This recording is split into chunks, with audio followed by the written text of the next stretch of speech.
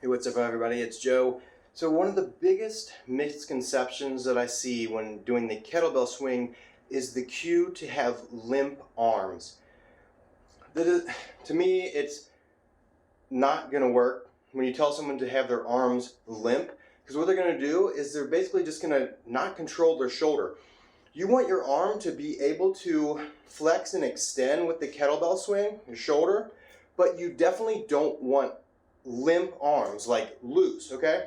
So while you can do a swing with a light weight, pretty easy, okay? Your arms are just kind of following the bell. That is not going to happen when you have a heavy weight, okay? So when you have a heavy weight, your whole body is into this. The thing about kettlebells is you have to adjust between what's heavy and what's lighter in the movement, okay? So what I would recommend is not to have the arms limp, but to have the control of the shoulder socket first.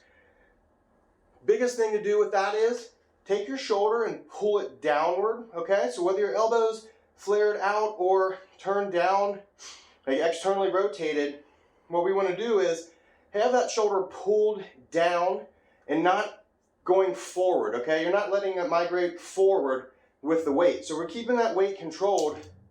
Like if I was here and I'm pulling myself in towards this is where I want to be. Lock that position and still let your arm follow the kettlebell, okay? So you're going to have strength from your grip, and that's the thing about kettlebell training. We're not trying to pick apart certain muscles. We're going to use this as one big system, okay? So when we do a swing, it's the full body. That's pretty fast. Anyway, so what I like to do is pull those shoulders down. Some people call pack the shoulder, whatever you want to call it, but engage the arms so they're kind of stuck down like I'm squeezing down into the armpit, okay? What that's going to do is activate your lats, middle and lower traps as well. It's also, your lats go all the way down into your hips, your lower back. What that's going to do is going to give you extra strength and stability for your back. That is very, very important. So instead of just kind of, this is 26 pounds, by the way, 12 kilogram.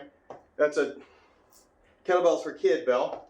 So instead of just kind of letting it go and loose, even if this is 26 pounds, I want to keep my arms engaged, okay? So when I go over here,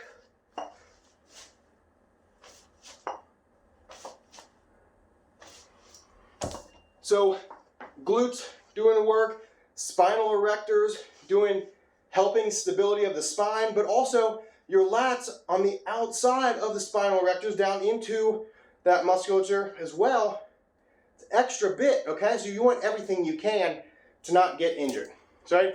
So no limp arms.